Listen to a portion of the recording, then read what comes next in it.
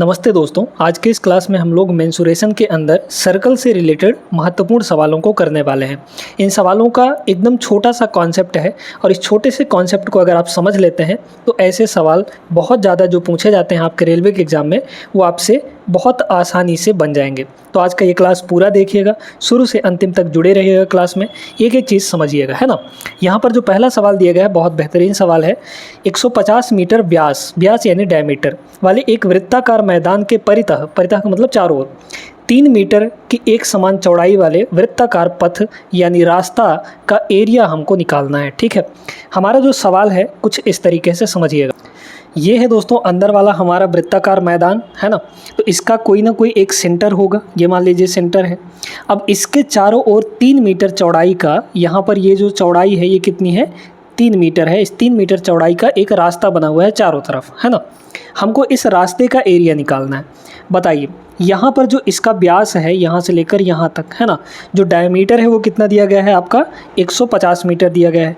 तो इसका जो रेडियस है यहाँ से लेकर यहाँ तक, यानी अंदर वाले वृत्त का रेडियस हम लोग स्मॉल आर मानेंगे तो स्मॉल आर कितना हो जाएगा, डायमीटर का आधा, 150 का आधा कितना होता है, 75 मीटर हो जाता है। ठीक है, अब ये बताइए कि इस बड़े वाले का रेडियस कितना होगा। यहाँ से यहाँ तक तो 75 है और ये 3 है, तो 75 और 3 कितना हो जाएगा, यहाँ पर 78 हो जाएगा। तो बड़े वाले का रेडियस कितना हो गया, 78 मीटर के बराबर हो गया। अब यहाँ पर समझिए ऐसे कि हमको चाहिए क्या, हमें चाहिए यहाँ पर सिर्फ इतने का एरिया, ये जो रास्ता है इतने का एरिया चाहिए।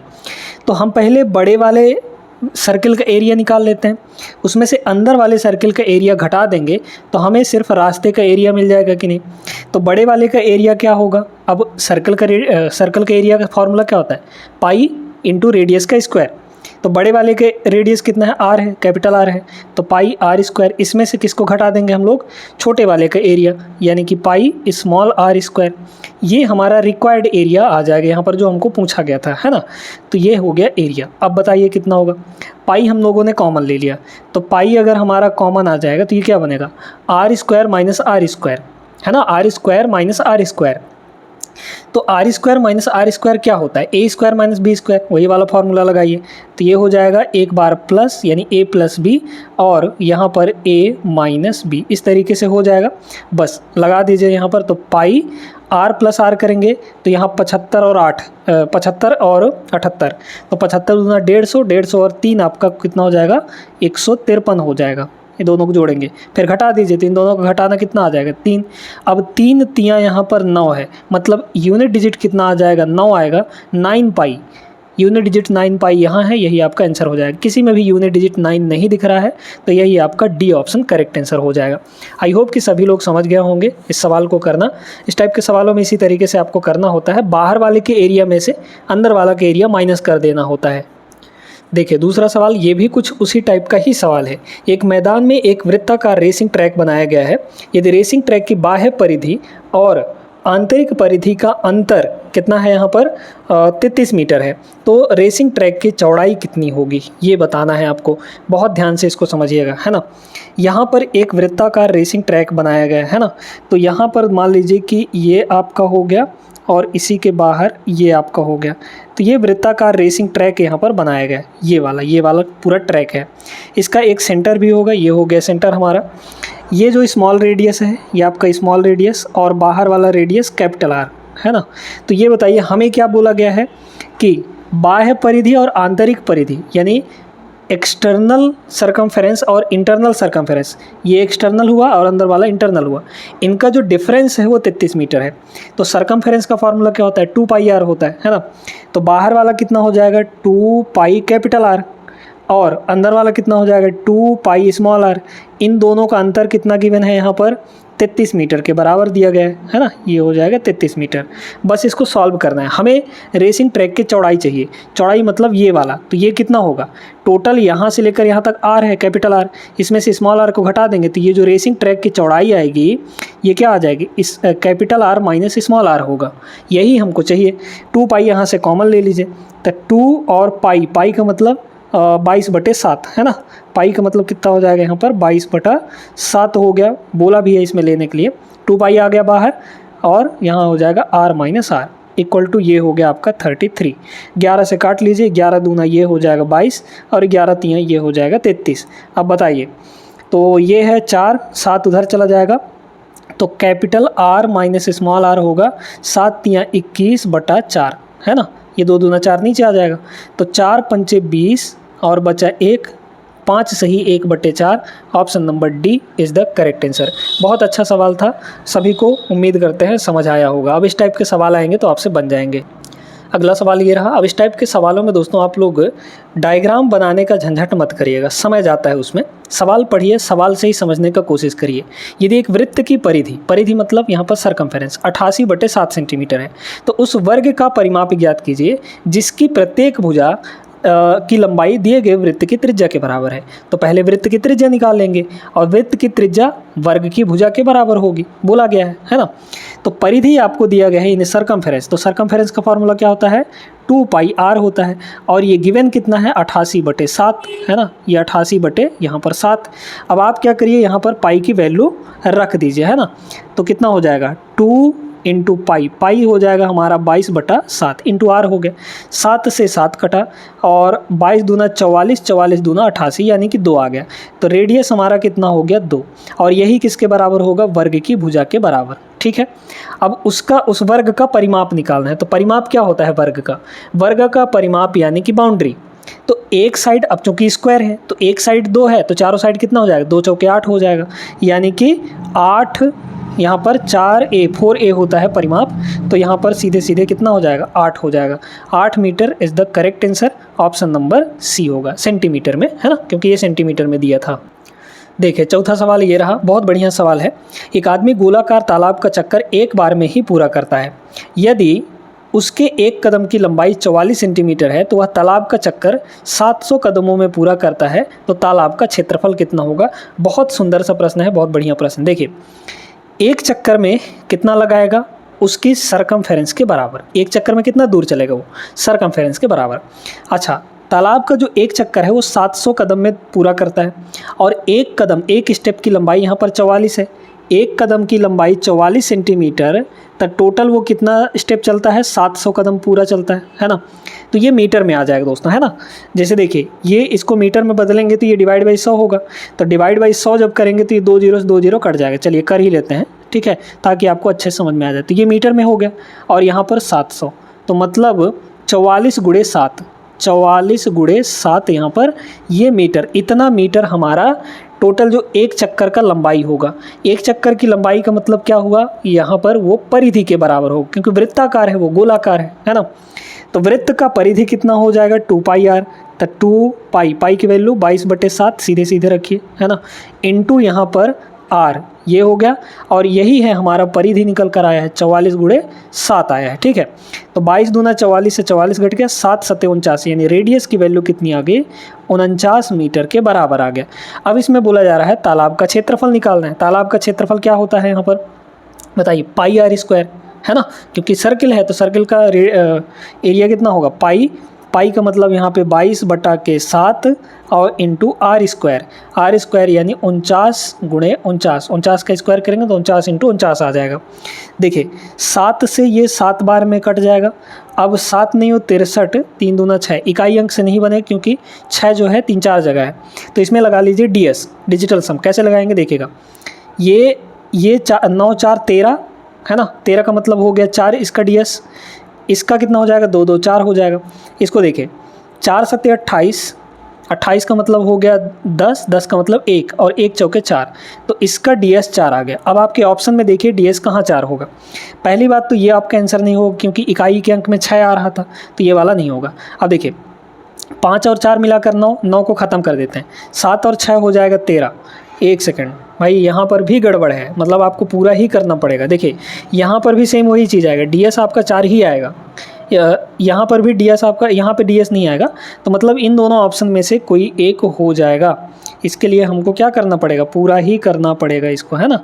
तो पूरा यहाँ पर कर लेते हैं, मल्टीप्लाई ही कर लेते हैं, क्या दिक्कत है इसमें, ज़्यादा दिक्कत तो होगा नहीं, है ना। देखिए ये 7 बार में कट गया, 11 दूना, सॉरी इसको 11 अलग कर लीजिए, तो 7 दूना 14 हो जाएगा। तो यहाँ पर हो गया 11 × 14 और इंटू यहाँ पर 49, ये कितना हो गया 49 हो गया। इन दोनों को पहले मल्टीप्लाई करिए तो 14 गुणे 9 करेंगे, 14 नहीं हो कितना हो जाएगा 126 है ना, 14 नहीं हो 126 हो गया। 6 12 बचा, 14 चौके 56, 56 और 12 हो जाएगा 68, ठीक है 68 मतलब 68 हो गया। और 11 मल्टीप्लाई में 11 से मल्टीप्लाई आप करना जानते हैं, इकाई का अंक 6, 8 और 6 14 4 हासिल 1, फिर 8 6 14 हो गया और एक जो बचा हुआ था हासिल वो 5 हो जाएगा, फिर यहाँ पर 6 1 7 हो गया। तो मतलब यहाँ पर 75 46 जो है वो करेक्ट आंसर हो जाएगा, मतलब ऑप्शन नंबर ए ही इसका राइट आंसर होगा। समझ में आया बात है ना। चलिए आगे चलते हैं अगले सवाल पर। पांचवा सवाल ये रहा दोस्तों, बहुत बेहतरीन सवाल है। दो संकेंद्री वृत्त, संकेंद्री का मतलब होता है कि जिनके सेंटर सेम हो, ठीक है, ऐसे वृत्त बनाए गए हैं, ऐसे सर्किल बनाए गए हैं जिनमें आंतरिक वृत्त की त्रिज्या यानी इंटरनल रेडियस कितना है 6 सेंटीमीटर, बाह्य रेडियस यानी कि एक्सटर्नल रेडियस जो है आंतरिक त्रिज्या का 50% अधिक है। दोनों वृत्तों के मध्य निर्मित वलय एनुलस का क्षेत्रफल हमको निकालना है, रिंग का क्षेत्रफल निकालना है ना। देखिए तो क्या होगा, यहाँ पर जो इंटरनल रेडियस है यानी स्मॉल आर कितना है 6 सेंटीमीटर, तो एक्सटर्नल रेडियस कितना हो जाएगा यानी कैपिटल आर कितना हो जाएगा बताइए। तो अब इसमें आप समझिए ऐसे कि 50% अधिक है, तो 6 का 50% कितना होगा आधा, है ना, इससे 50% अधिक है ना, तो 6 का 50% यानी इसका आधा, तो 3 हो जाएगा, मतलब 3 अधिक है, तो ये 6 है, 6 से 3 अधिक करेंगे तो 9 सेंटीमीटर आ जाएगा, बाहर वाला रेडियस 9 सेंटीमीटर है। अब दोनों वृत्तों के मध्य निर्मित वलय का क्षेत्रफल निकालना है, तो हमको रिंग का एरिया चाहिए, तो टोटल एरिया में से अंदर वाले का एरिया घटा देंगे, तो मतलब कितना हो जाएगा pi capital R square minus small r square, यही तो होता है जो हमको रिक्वायर्ड है, ये चाहिए एरिया, है ना, बस निकाल लीजिए। तो ये हो जाएगा 22/7, 22/7, और ये क्या होगा, एक बार जोड़ो एक बार घटाओ, तो एक बार जोड़ दीजिए, मतलब 9 6 15, एक बार 15 हो जाएगा और एक बार माइनस कर देंगे तो 6 और 9 3 आ जाएगा, ये है ना। मल्टीप्लाई कर लेंगे हम लोग, तो 15 दूना 30, ठीक है, 15 3 45, 45 दूना 90, है ना, 90 का गुणा 11 से होगा, 11 गुणे यहाँ पर 90 हो जाएगा और डिवाइड बाई 7 होगा, तो इसको गुणा कर लीजिए, तो ये हो जाएगा 0, फिर ये आपका हो जाएगा 9 और 9 एक यहाँ पर, एक सेकेंड, ये कितना हो जाएगा 900 और 90, 990 है ना, 11 नहीं 990 आ जाएगा, 990 बटा यहाँ पर 7, ये हो जाएगा, मतलब ऑप्शन नंबर यहाँ पर A is the correct answer. ठीक है, बहुत बढ़िया सवाल है। आप टाइम व्यर्थ मत कीजिएगा डायग्राम बनाने में। अगर आप कॉन्सेप्ट सीख गए हैं तो इसमें डायग्राम बनाने की ज़रूरत बिल्कुल भी नहीं है। ये नहीं कि हर बार डायग्राम बना के उसको समझें, इतने में तो आपका टाइम निकल जाएगा, इसलिए जल्दी करने का प्रयास करें। आइए देखते हैं इसको। अब हालांकि ये 2016 का सवाल था, लेकिन बढ़िया सवाल था इसलिए उठा लिए हैं। एक तार को मोड़कर जब एक वर्ग बनाया जाता है तो वर्ग का क्षेत्रफल इतना मिलता है हमको। यदि उसी तार को वृत्त के रूप में मोड़ा जाए तो इसका क्षेत्रफल कितना होगा। अब यहाँ पर दोस्तों एक ही तार को दो रूपों में बदला जा रहा है, एक वर्ग यानी स्क्वायर के फॉर्म में और दूसरा सर्कल के फॉर्म में। तो ये बताइए, एक ही तार है, तार की लंबाई फिक्स है, तो जितना इस वर्ग का यानी स्क्वायर का जो चारों तरफ का बाउंड्री होगा यानी तार की लंबाई, वो जो है वृत्त के सरकमफेरेंस के बराबर होगा यानी परिधि के बराबर होगा। दोनों को हमको बस बराबर आय करना है ना, दोनों को हमको बराबर करना है। तो ये बताइए कि यहाँ पर जो वर्ग का यानी स्क्वायर का सरकमफेरेंस होता है, पेरीमीटर होता है, वो कितना होता है 4 × a होता है, मतलब साइड। ये किसके बराबर होगा, वृत्त की परिधि के बराबर यानी कि 2πr के बराबर। अब यहाँ पर एरिया दिया गया है, तो एरिया कितना होता है वर्ग का a स्क्वायर की वैल्यू कितनी दी गई है यहाँ पर 484 484, तो a की वैल्यू कितनी हो जाएगी 22 हो जाएगी, है ना, ये हो गया 22 आपका। अब देखिए यहाँ पे क्योंकि रूट ले लेंगे तो 22 आ जाएगा, ठीक है। देखिए तो यहाँ से हमारा r आ जाएगा और जैसे ही r आएगा तो उस वृत्त का एरिया निकल जाएगा, रेडियस निकाल लेंगे हम लोग यहाँ से, है ना। तो ये हो जाएगा 4 मल्टीप्लाई a की वैल्यू कितनी है 22 है यहाँ पर, और इक्वल टू 2 मल्टीप्लाई इसकी वैल्यू कितनी है 22/7 है, और मल्टीप्लाई यहाँ पर r हो जाएगा। तो आ गया हमारा सीधे सीधे कट पिट के 22 से 22 कट जाएगा, 2 से ये 2 बार में कट जाएगा, 7 इधर आके मल्टीप्लाई होगा, तो रेडियस हमारा हो गया 7 दूना के 14। हमें चाहिए क्या, क्षेत्रफल चाहिए, तो πr², पाई का मतलब 22/7, पाई का मतलब 22/7 इंटू r² यानी कि 14 गुणे यहाँ पर 14 हो जाएगा। ठीक है, बस ये कट जाएगा 7 बार में, और इसको अगर हम लोग यूनिट डिजिट से लगा पाएँ तो बिल्कुल लग जाए, क्योंकि हर एक में इकाई अंक अलग अलग है। देखिए 7 दूना 14 है ना, 14 का मतलब 4, 4 चौके 16, 16 का मतलब इकाई अंक 6 आ गया। तो 6 कहाँ है? ऑप्शन नंबर बी में, ये आपका करेक्ट जवाब होगा। ठीक है, समझ में आया हो तो इसी बात पे लाइक कर दीजिए और अगले सवाल पर हम लोग चलते हैं। ये सवाल दोस्तों छोटा सा सवाल है लेकिन बहुत बेहतरीन सवाल है। दो वर्गों की भुजाओं का अनुपात यानी कि यहाँ पर A1 रेशियो A2 जो है वो गिवन है। कितना दिया गया है यहाँ पर? 4 और 3 दिया गया है ना। A1 A2 4 और 3 दिया गया है। ये पहले वर्ग की भुजा है और ये दूसरे वर्ग की भुजा है। उनके क्षेत्रफलों का योग कितना है ये, है ना। तो पहले हम लोग क्षेत्रफलों का अनुपात निकालते हैं। क्षेत्रफलों का अनुपात क्या होता है भाई? क्षेत्रफल क्या होता है? ए का स्क्वायर होता है, यानी कि वर्ग का क्षेत्रफल है ना, तो वर्ग का क्षेत्रफल क्या होता है? साइड का स्क्वायर। तो यहाँ पर एरिया का रेशियो कितना आ जाएगा बताइए? तो एरियाज़ का रेशियो जो है वो आ जाएगा भुजा का स्क्वायर, यानी 4 का स्क्वायर यहाँ पर 16 हो जाएगा और 3 का स्क्वायर हो जाएगा 9। तो यहाँ पर एरिया का रेशियो 16 और 9 आया। अच्छा, एरिया का टोटल कितना दिया है? दोनों के एरिया का सम 225 दिया गया है। तो इन दोनों को जोड़ेंगे रेशियो में तो कितना आ जाएगा? 16 और 9 25। इसी 25 की वैल्यू टोटल कितनी दी गई है? 225 के बराबर। 25 अट्ठे 225 नहीं हो 225, तो 1 की वैल्यू यहाँ कितनी हो गई? 9 हो गया। छोटे वर्ग का परिमाप चाहिए, परिमाप चाहिए है ना, परिमाप यहाँ पर चाहिए। तो देखिए दोस्तों, यहाँ पर छोटे वर्ग, छोटा वर्ग कौन होगा? जिसका क्षेत्रफल कम होगा।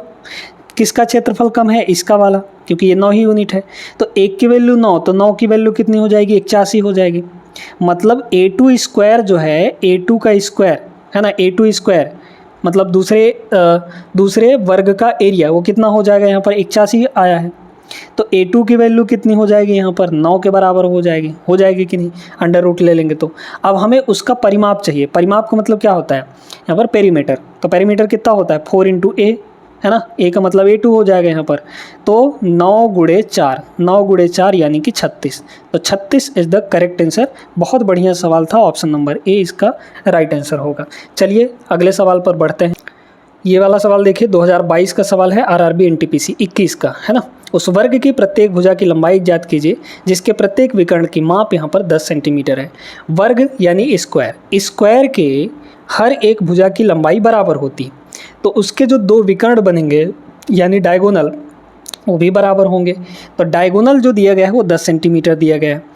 अगर वर्ग की भुजा A है, वर्ग की भुजा का मतलब साइड, स्क्वायर का साइड अगर A है तो उसके विकर्ण का यानी डायमीटर जो होता है, डायमीटर है ना, डायगोनल है ना, डायगोनल जो होता है उसका लंबाई होता है दोस्तों √2 × A। कितना होता है? √2 और बाहर में A हो जाएगा ये। तो अब यहाँ पर दिया कितना है? ये जो विकर्ण है, विकर्ण यानी कि √2 × A, इसकी जो वैल्यू है वो कितनी दी गई है? यहाँ पर 10 के बराबर। हमें क्या चाहिए? भुजा की लंबाई यानी A चाहिए। तो A का वैल्यू कितना हो जाएगा यहाँ पर? 10 / √2, लेकिन इस फॉर्म में तो कोई वैल्यू दिया ही नहीं है ना। 10 / √2 हो जाएगा। इसको रेशनलाइज करना पड़ेगा। रेशनलाइज करने के लिए क्या करते हैं? ऊपर नीचे √2 से मल्टीप्लाई कर देंगे, है ना, ये हो जाएगा। तो यहाँ हुआ 10 और नीचे √2 मल्टीप्लाई होकर 2 बन जाएगा और ऊपर में √2 यहाँ पर बचेगा। तो ये हो गया 5 √2 इज़ द करेक्ट आंसर। मतलब ऑप्शन नंबर डी होगा। समझ में आया सभी को? आगे चलिए अगले प्रश्न पर। अगला सवाल देखिएगा। अब ये थोड़ा सा डिफरेंट टाइप का सवाल है, क्योंकि इसमें एक वर्ग के अंदर यानी एक आकृति के अंदर, एक शेप के अंदर कितने सारे शेप हमारे रखे जा सकते हैं ये हमको कैलकुलेट करना होता है इस टाइप के सवालों में, है ना। जैसे अगर एक फ़र्श के अंदर बोला जाए, एक फ़र्श में कितनी टाइल्स लगेंगी ये निकाला जा सकता है, ये निकालने के लिए बोल सकता है ना। या फिर नंबर ऑफ़ टाइल्स दे दिया तो एक टाइल का एरिया निकालने के लिए हो गया, है ना। तो इस तरीके के सवाल आपको मिलते हैं। सवाल पढ़िए, यदि किसी वर्ग की भुजा 1/10 मीटर है तो 4 मीटर भुजा वाले एक बड़े वर्ग के अंदर ऐसे कितने वर्ग रखे जा सकते हैं। एक छोटा सा वर्ग क्या है जिसकी साइड 1/10 है यानी 0.1 मीटर है। 0.1 मीटर साइड वाला जो वर्ग है, ऐसा समझ लीजिए कि 0.1 मीटर वाला जो टाइल्स है वो 4 मीटर साइड वाले एक बड़े से फर्श में कितने टाइल्स वहाँ पर लग जाएंगे, है ना।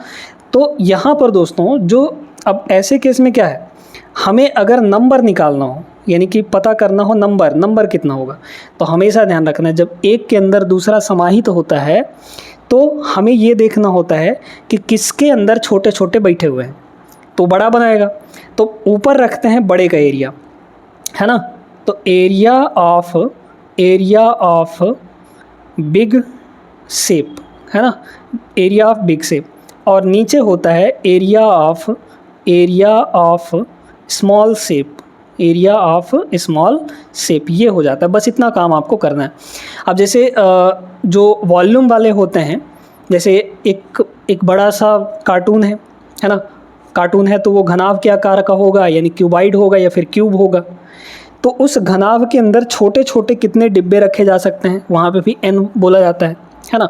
तो उस केस में क्या करते हैं, अब चूंकि वो 3D शेप में आ गया, तो 3D शेप में आ जाता है तो हम लोग वॉल्यूम देखते हैं, यानी बड़े शेप का वॉल्यूम जो हमारा कार्टून है बड़ा सा, और छोटे छोटे जो डब्बे दिए गए हैं उसमें से एक डिब्बे का वॉल्यूम हो जाता है नीचे में, डिनोमिनेटर में, है ना। तो बस ये काम करना होता है, दोनों आपको समझा दिए हैं। चलिए इसको निकालिए, तो यहाँ पर कितना हो जाएगा, वर्ग है, तो जिस पे समाहित किया गया है उसका भुजा कितना है, यानी बड़े वाले का भुजा, तो यहाँ पर 4 है, तो ये हो जाएगा 4 का स्क्वायर, डिवाइड बाई छोटे वाले का कितना होगा, 1/10 का स्क्वायर, है ना, 1/10 का स्क्वायर। बस इसको कैलकुलेट करेंगे तो हमारा आंसर आ जाएगा। ये हो गया 16 और ये हो जाएगा आपका 1/100, और 100 ऊपर ले जा सकते हैं, तो मतलब सीधे सीधे आपका आ गया 1600 यहाँ पर छोटे छोटे वर्ग बड़े वर्ग के अंदर रखे जा सकते हैं। Option number B correct answer होगा। इसको ज़रूर नोट कर लीजिएगा, यही तो मेन है हमारा, यही मेन फार्मूला है। इसी फार्मूले को लगाएंगे तो बहुत सारे सवाल इसके बन जाते हैं, है ना। किसी में n पूछ देगा, किसी में छोटे वाले के एरिया पूछ देगा, किसी में बड़े वाले के एरिया पूछ देगा, तो इन्हीं तीनों में घूमता फिरता रहता है और कुछ नहीं है। ये सवाल देखिए दोस्तों, ये बड़ा ज़बरदस्त सवाल है ना, है उसी टाइप का सवाल, फिर भी बहुत ज़बरदस्त है। एक कमरे के फ़र्श की लंबाई जो है वो 3 मीटर है और चौड़ाई यहाँ पर 1 मीटर 50 सेंटीमीटर है, तो इसको लिख सकते हैं 1.5, है ना, 1.5 मीटर है। इस फर्श पर लगाए जा सकने वाले अधिकतम संभव आकार के वर्गाकार, अब यहाँ पर मेन ये चीज़ दिया है कि वर्गाकार पत्थरों की संख्या क्या होगी। जो बड़ा वाला एरिया है वो हमारा रेक्टेंगल है, क्योंकि लंबाई चौड़ाई अलग अलग दी गई है ना, लेकिन जो पत्थर उस पर लगाए जा रहे हैं उस फर्श पर वो स्क्वायर के फॉर्म में है ना। देखिए दोस्तों, तो एक पत्थर का जो साइड है वो हम लोग मान लेते हैं कि A है। अब हमने क्या बताया था कि जो नंबर ऑफ पत्थर हैं, जो छोटे वाले शेप हैं, वो कितने उसमें समाएंगे बड़े वाले शेप में, तो उसका जो नंबर है वो नंबर निकालने के लिए बड़े वाले का एरिया, तो बड़ा क्या है हमारा फर्श है, तो कितना हो जाएगा एरिया उसका, लेंथ इंटू ब्रेड्थ। लेंथ कितना है यहाँ पर 3 मीटर, ब्रेड्थ कितना है 1.5 मीटर, है ना, 1.5, ये बड़े वाले के एरिया हो गए, डिवाइड बाई यहाँ पर हो जाएगा आपका छोटे वाले का एरिया, है ना, छोटे वाले का यहाँ पर एरिया हो जाएगा। तो देखिए छोटे वाले का यहाँ पर अगर हम लोग एरिया निकालेंगे, छोटे वाले का एरिया क्या हो जाएगा A², तो A² का मतलब A इंटू A लिख सकते हैं। अब देखिए दोस्तों, यहाँ पर आप ये जब पॉइंट में आ गया है तो इसको आप नहीं कर सकते हैं, है ना, कटने पिटने में दिक्कत होगा, तो आप क्या करिए कि इसको भी सेंटीमीटर और इसको भी सेंटीमीटर में बदल लीजिए। तो यहाँ पर ये हो जाएगा 3 मीटर मतलब 300 मीटर, और 1.5 मीटर का मतलब हो गया कि यहाँ पर 100 मीटर और 50 मीटर यानी कि 150 मीटर हो जाएगा, तो ये हो गया 150, डिवाइड बाई यहाँ पर A इंटू A। अब यहाँ पर आपको देखना है कि भाई हम इस A की जो मैक्सिमम वैल्यू है वो क्या ले सकते हैं। यहाँ बोला है ना अधिकतम संभव आकार के वर्गाकार पत्थरों की संख्या। अधिकतम संभव आकार का मतलब कि अधिकतम मैक्सिमम A की वैल्यू क्या हो सकती है। तो मैक्सिमम A की वैल्यू निकालने के लिए आपको सिर्फ और सिर्फ ये करना है कि ऊपर वाले जो ये दोनों दिए गए हैं इन दोनों का ले लेना है HCF। क्या ले लेना है HCF। तो HCF 300 और 150 का HCF कितना हो जाएगा, 300 और 150 का HCF कितना हो जाएगा, यहाँ पर 150 हो जाएगा, क्योंकि 150 इसमें भी है 150 ये भी है। तो इन दोनों का HCF निकालने के लिए क्या करेंगे, सीधे सीधे 150 हो जाएगा। तो मतलब जो A की वैल्यू है, A की वैल्यू कितनी होगी 150 होगी। तो यहाँ रख दीजिए बस, कितना हो जाएगा 300 और यहाँ पर आपका 150 और ये हो जाएगा 150 इंटू 150, क्योंकि A की वैल्यू 150 है। अधिकतम जब भी बोले तो आपको HCF ले लेना है ऊपर वालों का। बस निकल गया, हमारा काम हो गया। 150 से 150 कट गया, 150 दूना 300, यानी कि कितने पत्थर लगाए जा सकते हैं यहाँ पर? सिर्फ और सिर्फ 2। तो 2 is the correct answer, option number A होगा। समझ में आया सभी को? उम्मीद करते हैं क्लियर हो गया होगा। तो आज की क्लास में दोस्तों हम लोग ने यहाँ पर 10 प्रश्न किए हैं। ये 10वां प्रश्न है ना, 11 यहाँ पर लिखा गया है, बट ये 10वां क्वेश्चन है। 10 प्रश्न किए हैं, बहुत महत्वपूर्ण, और उम्मीद करते हैं कि सभी का कॉन्सेप्ट, सभी के तौर तरीके आप लोग समझ गए होंगे। ये वीडियो कैसी लगी है आप लोग कमेंट करके ज़रूर बताइएगा। अच्छी लगी हो तो वीडियो को लाइक कर दीजिए और चैनल को सब्सक्राइब जरूर कर लीजिएगा। मिलते हैं नेक्स्ट क्लास में, तब तक के लिए जय हिंद।